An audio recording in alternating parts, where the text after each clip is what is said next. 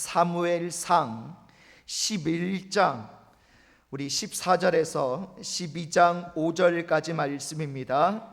구약 성경 425페이지 사무엘상 11장 14절에서 12장 5절까지 말씀입니다.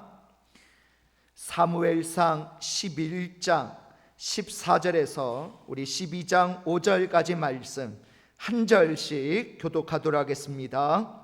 사무엘이 백성에게 이르되 오라 우리가 길갈로 가서 나라를 새롭게 하자.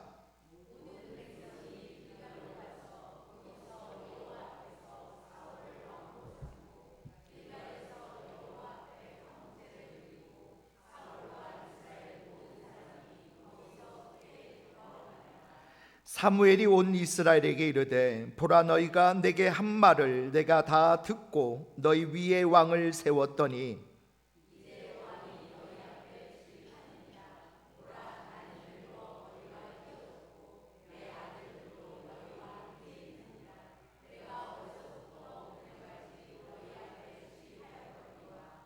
내가 여기 있나니 요압과 그의 기름 부음을 받은 자 앞에서 내게 대하여 증언하라. 내가 누구의 소를 빼앗았느냐? 누구의 나귀를 빼앗았느냐? 누구를 속였느냐? 누구를 압제하였느냐? 내 눈을 흐리게 하는 뇌물을 누구의 손에서 받았느냐? 그리하였으면 내가 그것을 너희에게 갚으리라 하니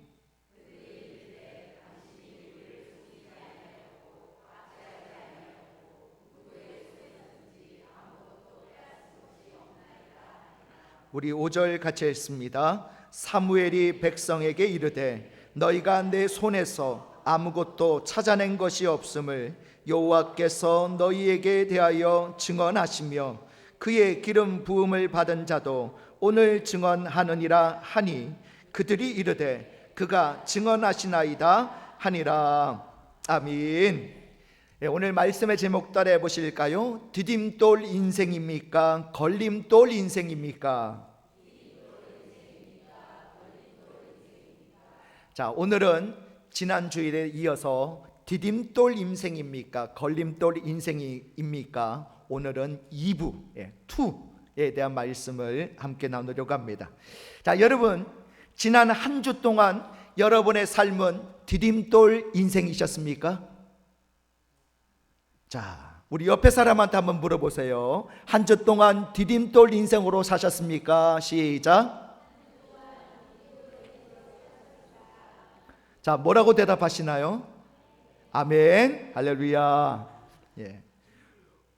혹시 걸림돌 인생으로 사신 분은 안 계시겠죠? 예.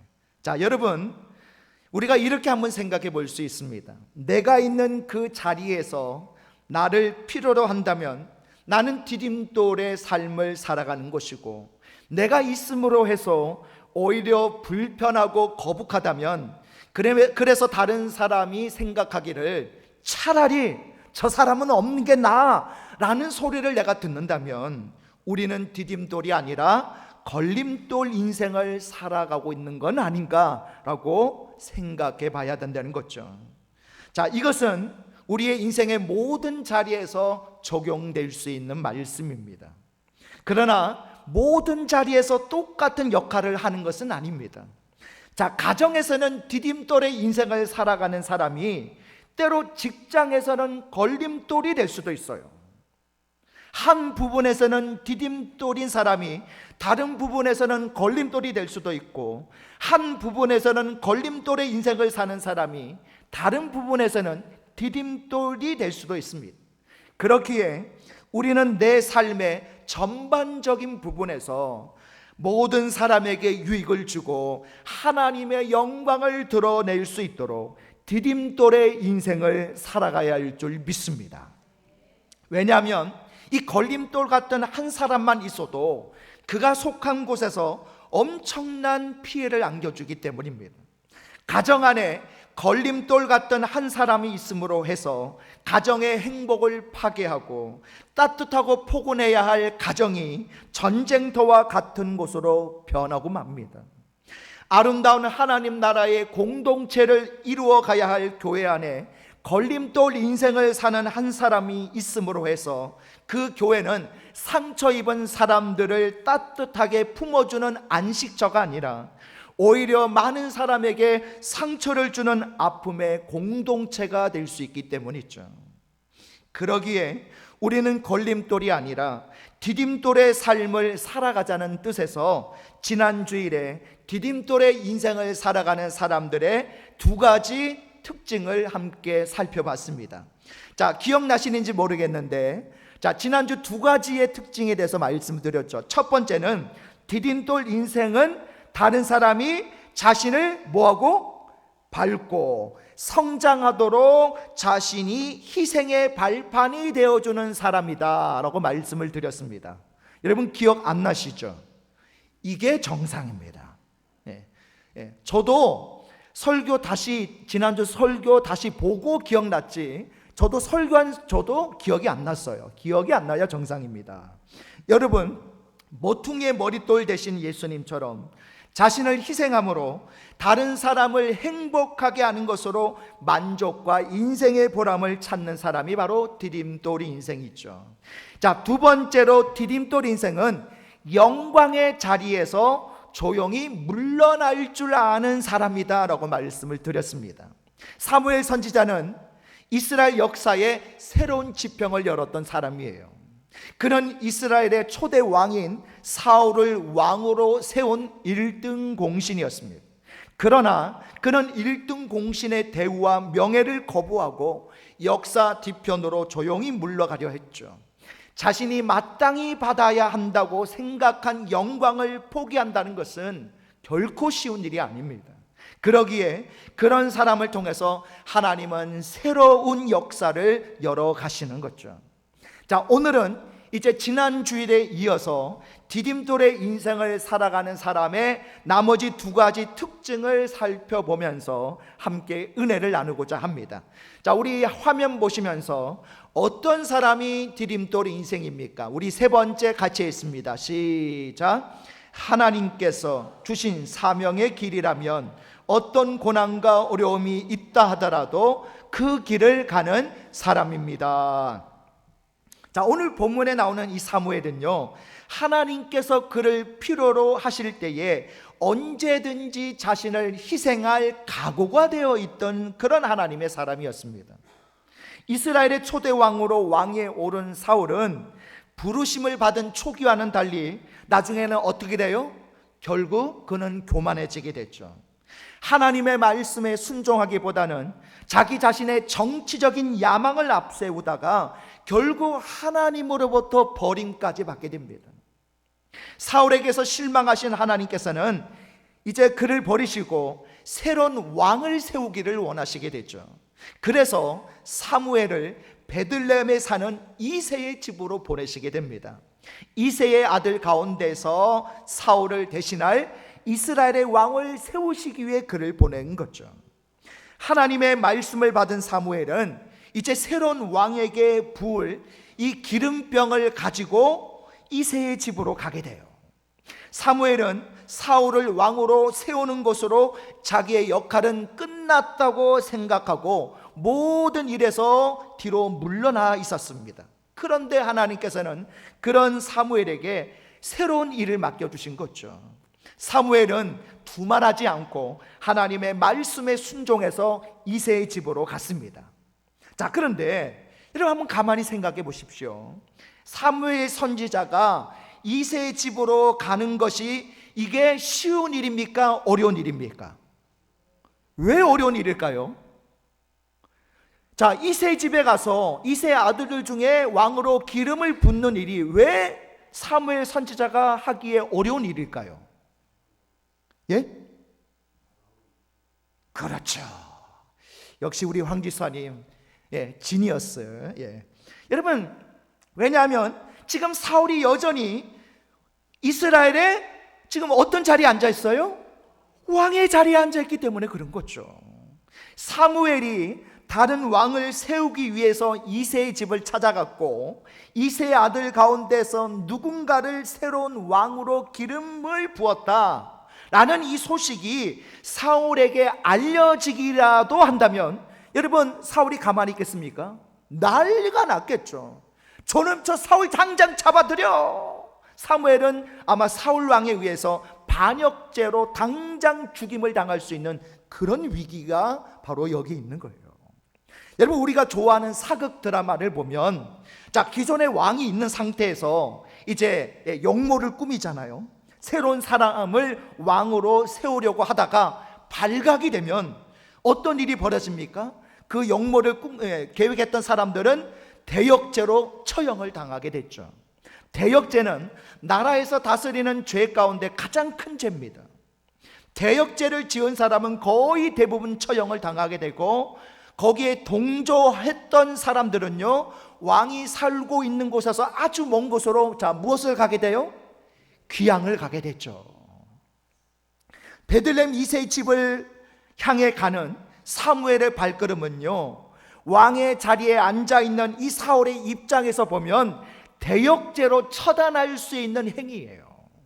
그런데도 사무엘은 이 나라를 살리는 길이 오직 이 길뿐이라는 하나님의 뜻을 깨닫고 죽음의 위협이 도사리고 있는 그 길 가기를 마다하지 않았다는 것입니다. 그러기에 우리는 이 사무엘을 이스라엘 역사의 디딤돌이요, 하나님의 뜻을 이루는 디딤돌의 인생을 살았던 사람이라고 평가할 수가 있는 거죠. 여러분, 성경에 보면 이런 디딤돌 인생을 사는 사람들이 굉장히 많이 소개되고 있습니다. 그 중에 신약 성경에 나오고 있는 바나바가 역시 그런 사람이에요.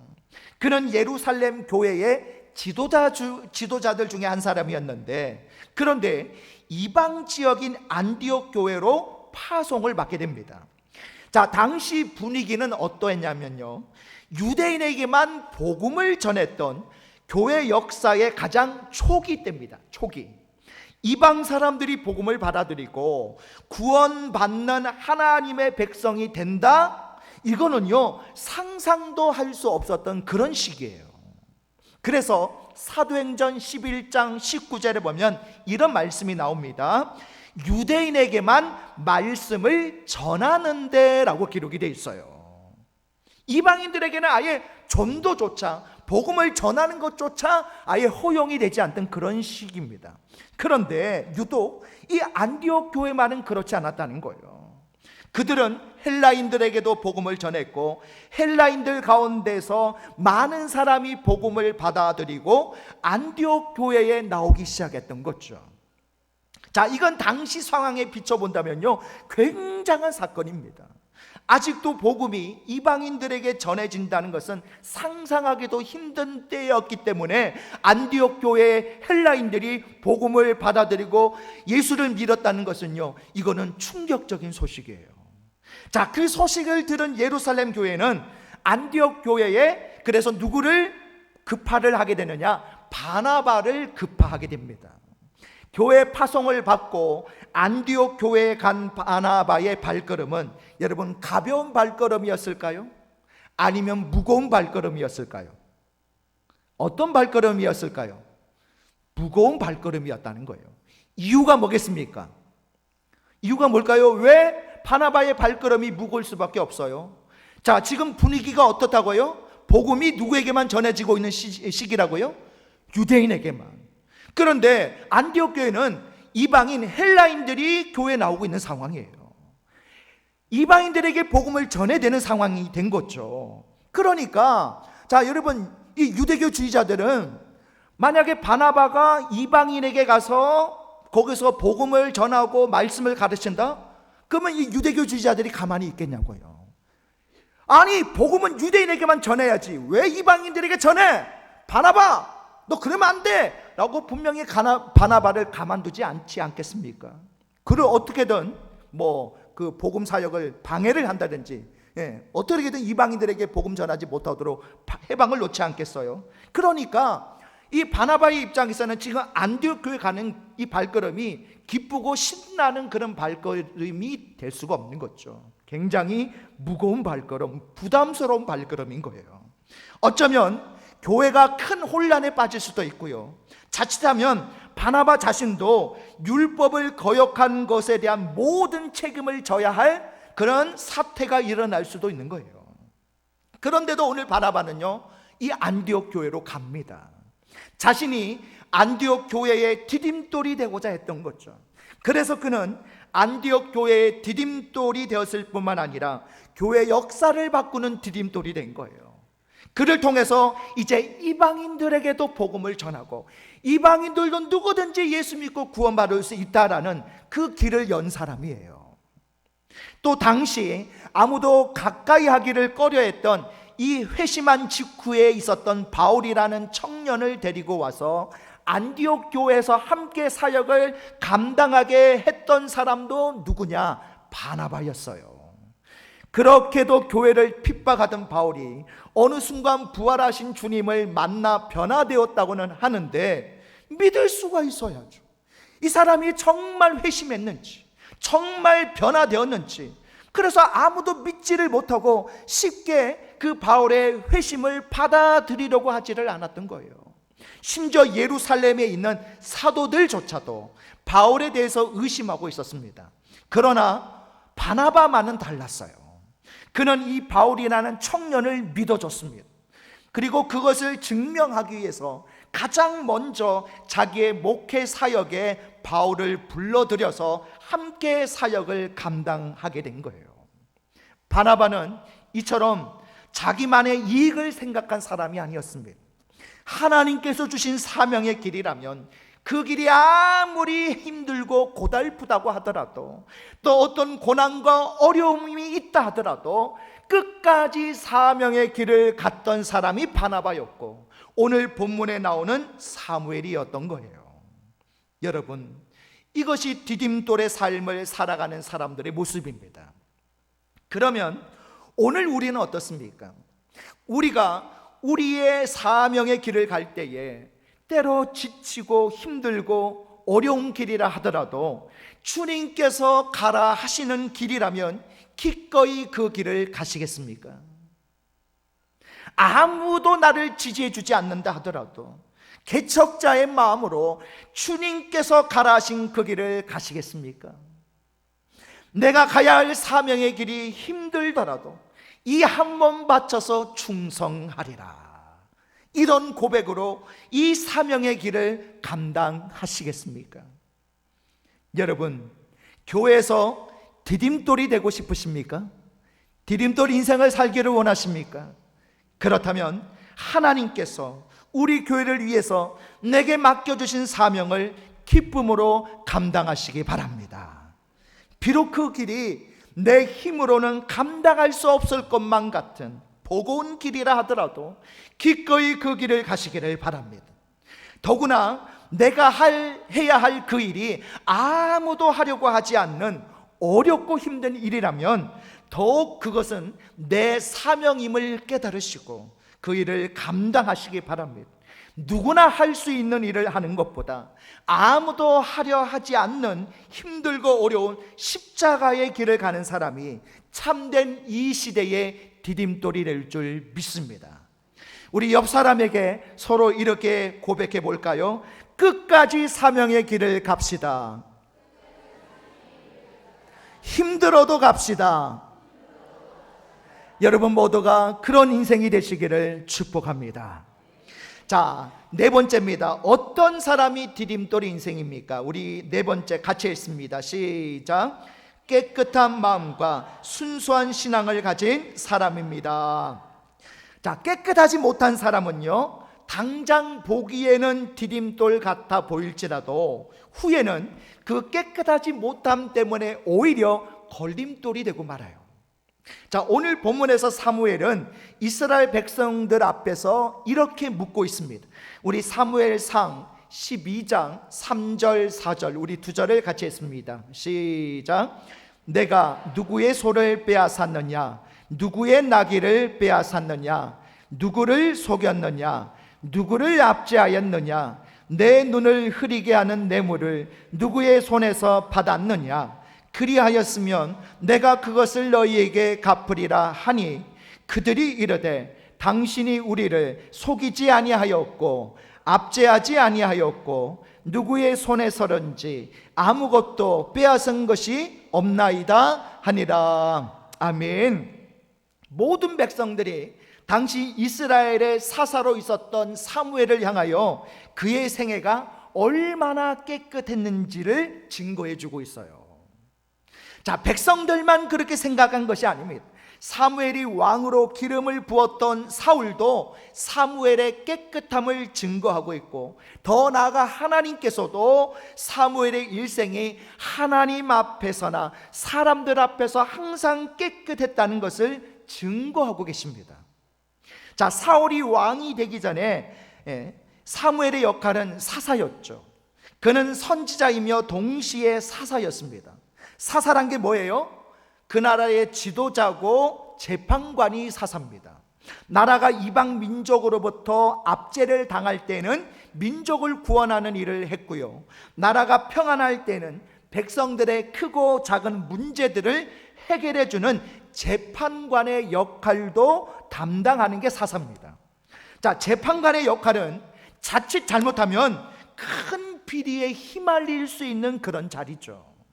사무엘이 말한 것처럼 재판을 핑계 삼아서 백성들로부터 뇌물을 받을 수도 있고, 심지어 정치적인 지도자요 재판관이라는 이 지위를 이용해서 백성들을 압제해서 그 백성들에게서 소나 나귀와 같은 재산을 탈취해서 부정 축제를 할 수도 있는 거죠. 자, 그런데도 사무엘은 이런 모든 불의에서 자신을 깨끗하게 지켰고 깨끗하게 직임을 감당해 왔다는 거예요. 백성들도 그것을 다 인정해 주고 있습니다. 여러분, 이렇게 한번 생각해 봅시다. 만일 사무엘이 자신의 직임을 깨끗하게 감당하지 못했다고 했다면 어떻게 되었을까요? 백성들이 사무엘이 세운 지도자인 사울을 과연 왕으로 인정해 줬겠습니까? 왕은 사사보다도 더 막강한 권력을 휘두를 수 있는 자리예요. 사무엘이 만일 평상시에 백성들을 압제하고 뇌물을 받아서 불의한 재판을 일삼았다면 그런 사무엘이 세운 왕은 사무엘보다 더 백성들을 괴롭히고 힘들게 할 게 뻔한 일이겠죠. 그렇다면 사무엘에게 백성들이 왕을 세워달라고 요구하지도 않았을 뿐만 아니라 사무엘이 세운 왕도 인정하지도 않았을 겁니다. 그런데 사무엘은 그런 모든 것에서 깨끗했어요. 그래서 백성들로부터 존경을 받았고 이스라엘의 새 역사의 지평을 여는 디딤돌이 될 수가 있었던 겁니다. 우리는 역사상 지도자의 위치에 있는 사람들이 자신들의 불의한 목적 달성을 위해서 얼마나 거짓되고 부패한 일들을 자행해 오고 있는가를 잘 알고 있습니다. 먼 옛날의 이야기를 꺼내지 않아도 오늘날 우리의 현실이 그것을 너무나도 잘 보여주고 있지 않습니까? 권력의 자리에 오르기 위해서 지난 과거에 얼마나 많은 비리들이 있었는지 우리는 역사 속에서 수없이 봐오고 있습니다. 왜 그렇게 어마어마한 비리가 그 속에 있습니까? 그곳이 권력의 자리이기 때문에 그런 거예요. 권력이 없는 곳에는 그런 비리가 생겨나지 않습니다. 우리같이 권력이 없는 사람들에게 기업에서 몇억, 몇십억, 몇백억씩 갖다 주겠습니까? 아마 우리 교회가 예배당을 새로 리모델링 한다고 좀 도와달라고 손을 벌리면 아마 가찬다는 듯이 콧방귀도 끼지 않을 겁니다. 권력이 없기 때문이죠. 권력은 그만큼 비리에 쉽게 노출되어 있습니다. 그런데 그런 비리에서 깨끗할 때에 권력은 새로운 역사를 만들어가는 디딤돌이 될 수 있는 거죠.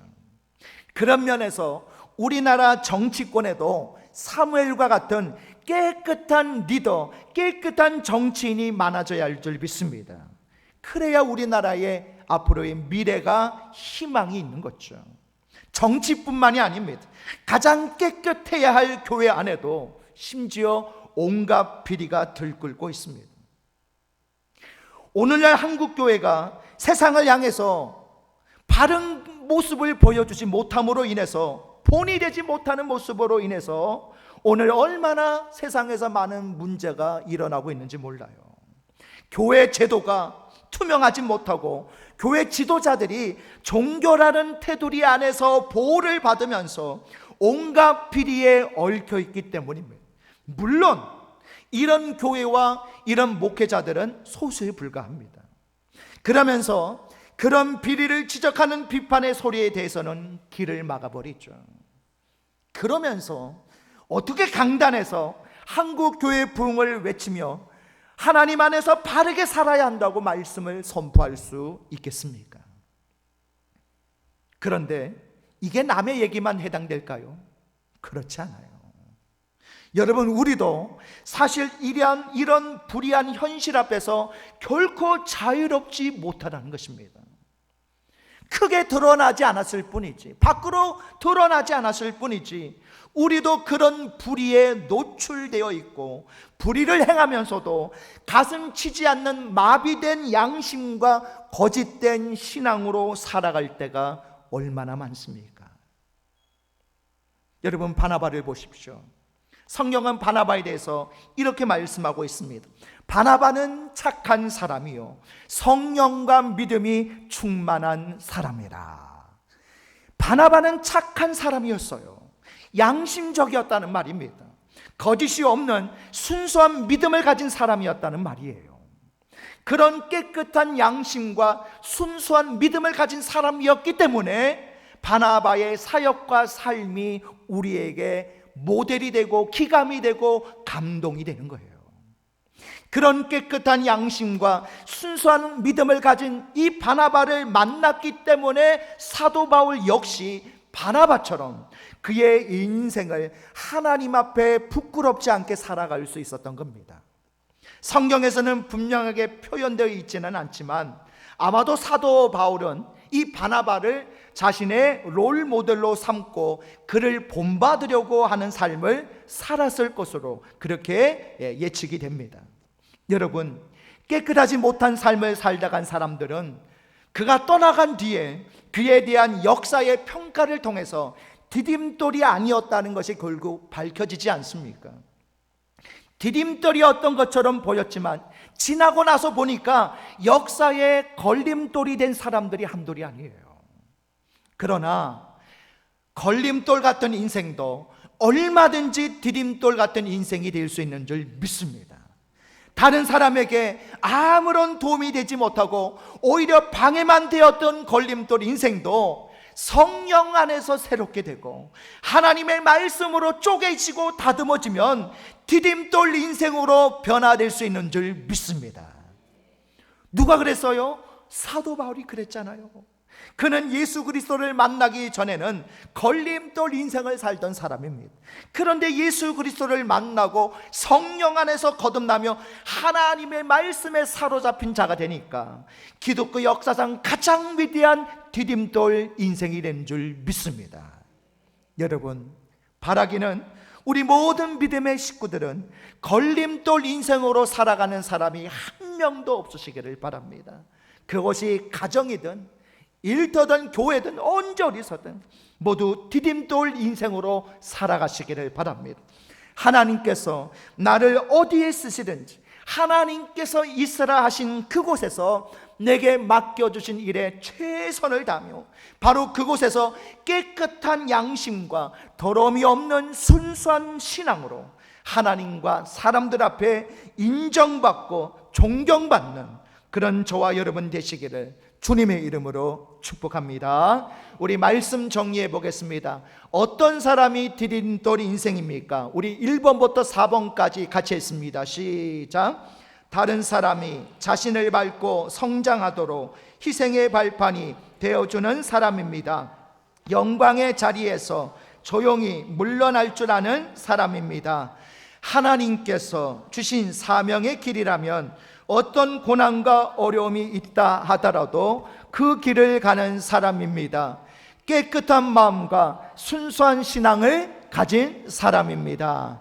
여러분, 디딤돌 인생을 살아가는 이 네 가지의 말씀을 꼭 마음에 새기셔서 여러분의 남은 인생은 디딤돌 인생이 되시기를 주님의 이름으로 축복합니다. 우리 다 같이 일어나셔서 우리 주여 한번 부르시고 합심으로 기도하실 때 두 가지 기도 제목 가지고 기도하겠습니다. 첫 번째는 다른 사람이 자신을 밟고 성장하도록 희생의 발판이 되어주고 영광의 자리에서 조용히 물러날 줄 아는 디딤돌 같은 인생이 되게 하소서. 두 번째로 하나님께서 주신 사명의 길이라면 어떤 고난과 어려움이 있다 하더라도 그 길을 가며 깨끗한 마음과 순수한 신앙을 가진 디딤돌 같은 인생이 되게 하소서. 우리 다 같이 주여 한번 부르시고 합심으로 기도하겠습니다. 주여. 하나님, 오늘 우리가 걸림돌 인생이 아니라 디딤돌 같은 인생이 되기를 원합니다. 그러기 위해서 먼저 다른 사람이 자신을 밟고 성장하도록 희생의 발판이 되어줄 수 있는 그런 우리가 되게 하여 주옵소서. 또 영광의 자리에서 내가 박수받고 영광받는 것이 아니라 조용히 물러날 줄 아는 겸손한 디딤돌 같은 인생이 되게 하여 주옵소서. 또 하나님께서 주신 사명의 길이라면 어떤 고난과 어려움이 있다 하더라도 그 길을 묵묵하게 끝까지 인내하며 걸어갈 수 있는 우리가 되게 하시고 우리 안에 깨끗한 마음과 순수한 신앙을 가지게 하여 주셔서 오늘 이와 같은 삶을 통해 디딤돌 같은 인생이 되기를 원합니다. 가정 안에서도 디딤돌이 되게 하시고 일터에도 디딤돌이 되게 하시고 교회에서도 디딤돌이 되게 하시고 세상에서도 디딤돌 같은 인생으로 살아가는 우리가 되게 하여 주시옵소서. 사랑의 하나님, 오늘 우리가 걸림돌 인생이 아니라 디딤돌 인생으로 살아가기를 원합니다. 그러기 위해 다른 사람이 나를 밟고 성장하도록 희생의 발판이 되어주게 해 주옵소서. 영광의 자리에서 내가 영광 받는 것이 아니라 하나님이 영광 받으시고 다른 사람에게 그 영광을 우리가 대신 넘겨줄 수 있는 겸손함이 우리 안에 있게 하여 주옵소서. 하나님께서 주신 사명의 길이라면 어떤 고난과 어려움이 있다 하더라도 그 길을 가게 하시고 깨끗한 마음과 순수한 신앙을 가진 디딤돌 같은 인생으로 살아가게 하여 주시옵소서. 예수님의 이름으로 기도드리옵나이다. 아멘.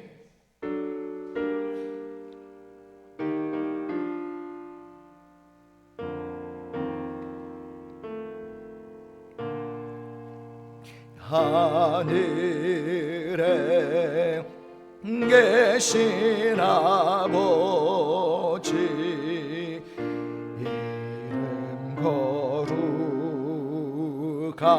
거룩하사 주님 나라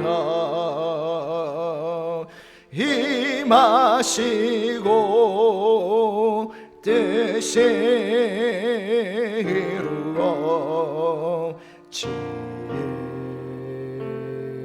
이루어지이다. 일용할 양식 주시고 우리들의 큰 죄 다 용서하옵시고 또 시험에 들게 마시고 악에서 구원하소서. 대개 주의 나라 주의 권세 주의 영광 영원히